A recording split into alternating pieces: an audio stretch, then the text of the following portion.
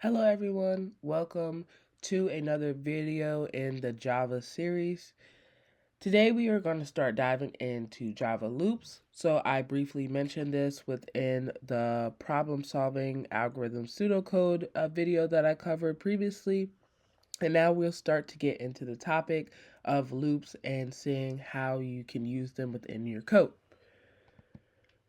So basically, when I was covering the problem solving and the algorithms and the pseudocode, there was a mention of the step of repetition. And when you need to repeat something, that is when you would use the concept called loops. And this is generally a general concept for many programming languages, but it basically represents repetition within programming. So, some examples of repetition within an algorithm could be, counting the characters as we previously saw, maybe even validating any user input or searching for a specific match. But all of these would probably be hard to do if you were just using conditionals, which we already covered. So loops let us automate repetition, and they pretty much help make our lives easier when it comes to our coding. So what is a loop? A loop is what we consider a control structure that repeats a block of code. So the code will constantly repeat until a certain condition is met, and as long as that condition is true. So it basically helps you automate repetition so you don't have to constantly write the code over and over again for it to occur. So it's very useful and it saves you a lot of time in certain cases. Now overall there's three main components when it comes to having a loop. First, you're going to have your initialization, which is basically setting up a variable that's going to be used within the loop before it starts. And then you have to provide a condition, and that's just basically going to determine whether the loop is going to continue or not, or when it's to stop. And then you have an update, which also is going to change the state of the variable so that the loop will eventually stop running. So overall, probably this can be a little bit confusing, but as we break this down, it'll make a lot more sense. So overall, this is how your loops would work. So if the condition you provide within the loop is true, then your loop will run and it will continue to run as long as the condition is true. However, as soon as that condition becomes false, that loop will stop running. But if the condition never becomes false, then you would create or have created something called an infinite loop, which is what you want to avoid. And an infinite loop is basically a loop that never stops running. So if you get caught in an infinite loop, it's basically going to make it seem like your program cannot do any other action than whatever is within that loop. And this often happens if you do not make the condition provided with the loop false. So you want to avoid this because there can be a situation where your program continuously runs and never stops. And that's something that could cause you issues on your computer and make it shut down. So what are the common ways that infinite loops occur? Basically, a lot of times some people may forget to update to modify the update step. So either they didn't add it or they put it in correctly. Or you provide a condition that or cannot be false, or your loop variable actually goes in the wrong direction than what you intended. So this is why it's very important to pay attention to the creation of the loop, especially the condition, when you're working with it. So here's an example of an infinite loop. If you see at the top, we have a variable called count that starts at 1. And we're saying while count is less than or equal to 10, then we want to print out what the count is. The problem is we're never changing the value of count anywhere. So if you see that comment, it says missing count plus plus, which is the increment, which basically means we're adding 1 to count. So when you take a look at this, if this were to run right now, basically count will always stay 1, which means this loop would always run because 1 is never going to change as the value of count as long as you don't place, or it's never going to change unless you tell it to change. So you would have to add some line of code here that would change the value of count to not be less than 10 or equal to 10 for this to stop. So, taking a look at the loop execution model, first you need to know that every loop follows pretty much the same cycle. First, you have to initialize, which is setting up your loop variables. Secondly, you have to have a condition. So you have to check the condition that you're providing in the loop and make sure that it's not or would not cause an infinite loop. Third, you have to execute the body. So you have to actually write out the steps that need to be repeated over and over again. And fourth, you need to update the loop variable. Again, this is a main component and very important when you need to get your loop to stop running to avoid an infinite loop. So now that we kind of covered what a loop is and some things you should avoid when creating your loops, we're going to now look at the various types of Java loops that you can begin using. So there are 3 main types we want to look at. So we're going to look at the for loop, the while loop, and the do while loop. So your for loop. This loop is going to be used when you know exactly how many times you want to repeat something. So this is typically good if you're trying to count up or down, or if you're trying to go through a sequence. So here is an example of the syntax for a for loop. And as you see, it's color coordinated to help you kind of understand the pieces or the parts that go within it. So first comes your initialization. And this is going to run 1 time before the loop starts. So it's basically going to initialize or start up the loop. The condition is going to be checked before each iteration of the loop. So it's going to see if this condition is true.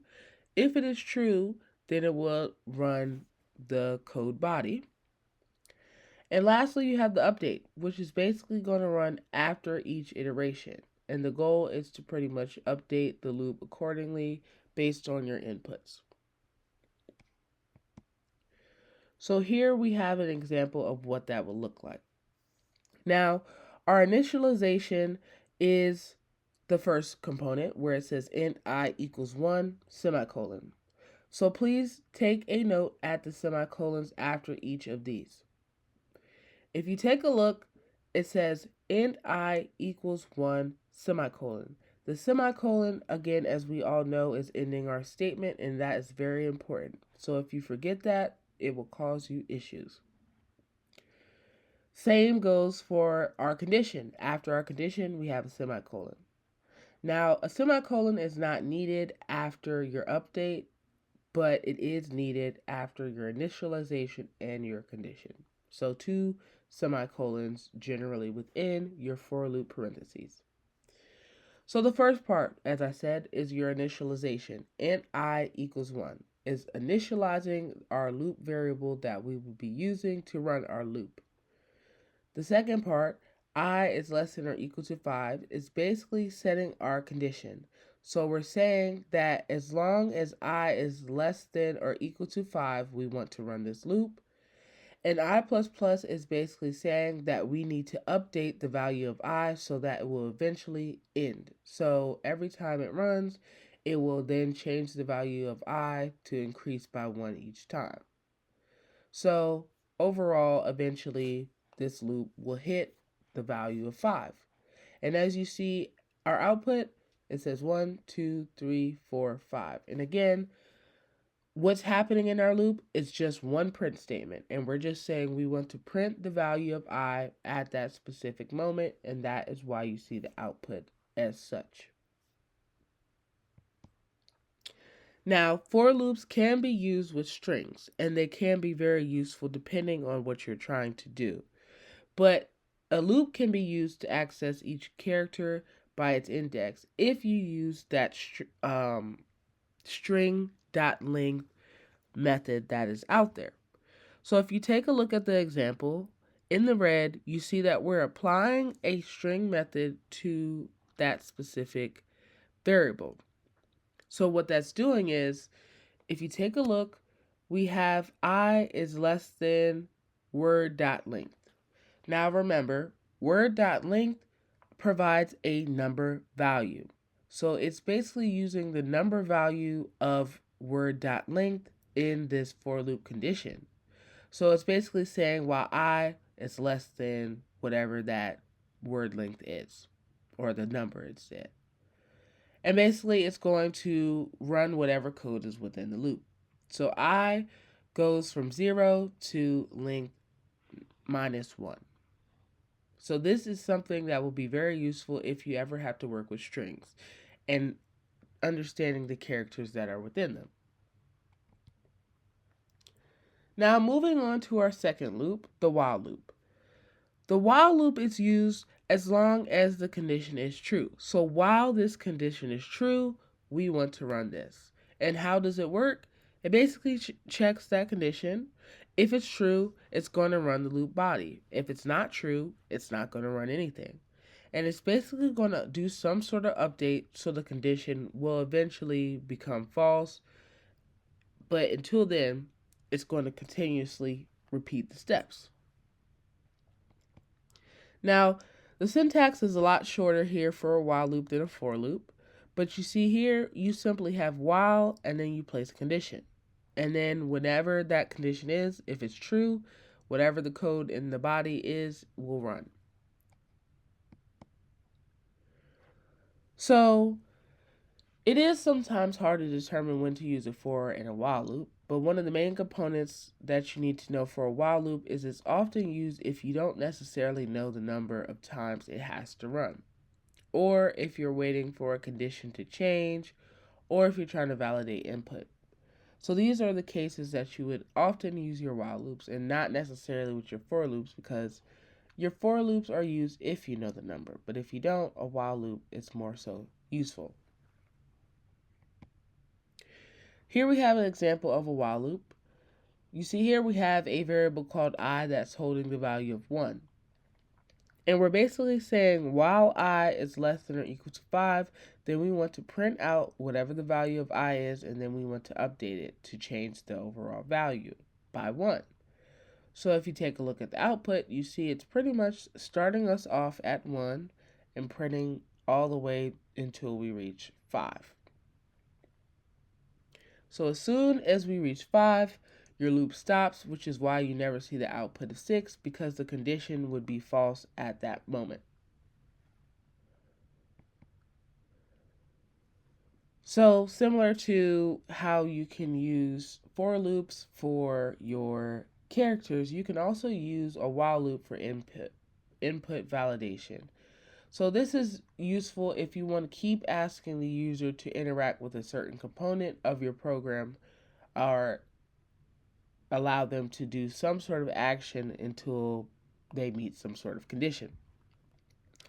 So if you take a look at the pseudocode we provided, basically if you were to ask a user for the input, if the input is invalid, then you would show an error message and ask again. So pretty much you would constantly check to see what the input is, and as long as the input is not invalid, then the code should continue. But if the input is invalid, the loop will continuously tell the user that they have an error and they need to try again. So this is a useful way of using a while loop in your code for validation purposes. Now here would be an example of input validation. As you see, the top line, we're saying to enter a number between 1 and 10. So the user would then input that number and it would be stored into num. And basically your while loop is just saying while num is less than 1 or num is greater than 10. Then we need to do this set of actions. And in our actions, we have two print statements followed by the num variable within it. So basically, we're telling our user if number is less than 1, so if it's less than 0, or if it's greater than 10, then basically that's not what we're looking for, and they need to try again. So this is useful if you're trying to control what the user does or how the user responds within your program. So the common uses of input validation will be if you're checking a range. So if you're trying to look at a range of numbers, if the number is positive or negative, etc. If you're trying to have a program that has a menu option that users can use, if you're trying to prevent crashes from a bad input that a user may use, or even just ensuring that the overall user is following directions. All of these are valid use cases for input validation, which will require a loop. So there's also another concept that might be thrown around there for you, which is Sentinel. And basically, loops repeat until a special value, or the sentinel, is entered. So a sentinel is basically a value that signals the loop should stop.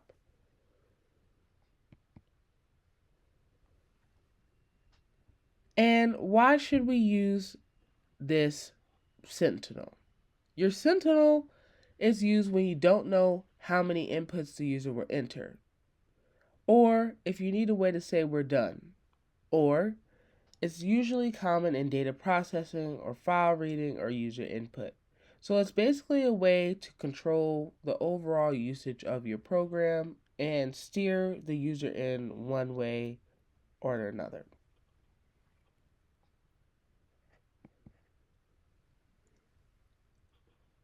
So here we have an example of that. If you take a look, we have int sum equals 0, and then at our print statement we're saying enter a number, but enter number 1 to stop. So number 1 would be our sentinel. So once our user enters number 1, then that's our signal to pretty much stop our loop from running. Now, if you take a look at our condition, in our while loop, we have num is not equal to number or -1. So basically, as long as num is not equal to -1, this loop will run.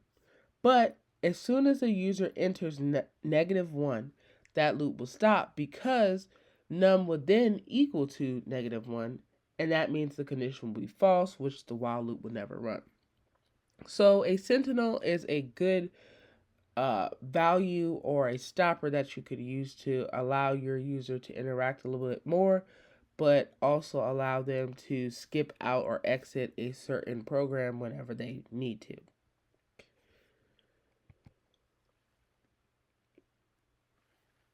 All right, lastly, we have our do while loop.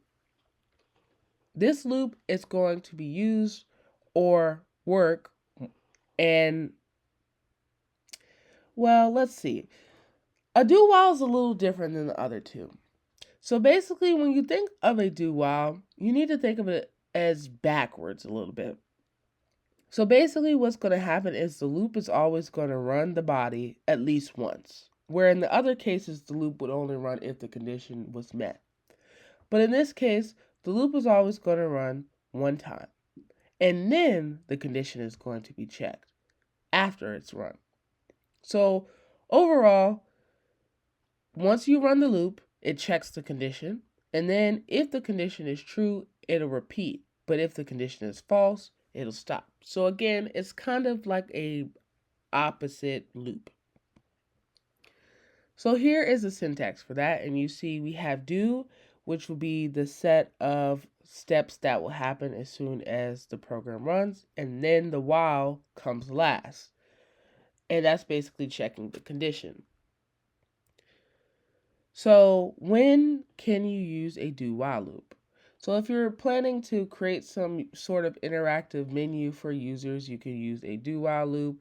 Um, if you want to run at least one task once, you can do that as well. If you're asking the user to continue, and when I'm saying continue, if you want them to continue the program, or even input validation, just to try to see, you know, where the first prompt appears. So overall, there's some useful use cases, but again, this is just a tool that you can use to make your programs more interactive. So here we have an example of that. We're basically saying here that first we want to print out running the program, then we're going to print out do you want to run it again, yes or no, and then basically we're changing the value of answer to be based on what the user enters. So then it will check the condition or a while loop at the bottom. So, for example, if a user would say why, then that's basically saying that you want to run the program again, and it's going to go ahead and run the do while again.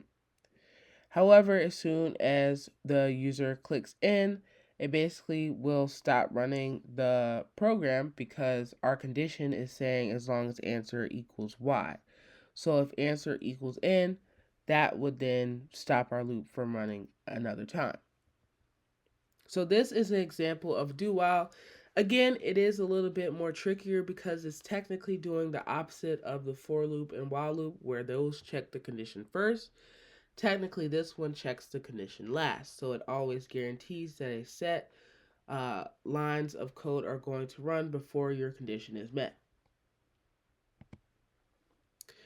So looking at the while versus do while, they both repeat based on a condition, but the condition is checked at different times. So you would use a while loop when you might want to skip the loop from running. So if you don't necessarily care if the loop needs to run or not, but if you do care that the run should at least run at least once, then you would use a do while loop.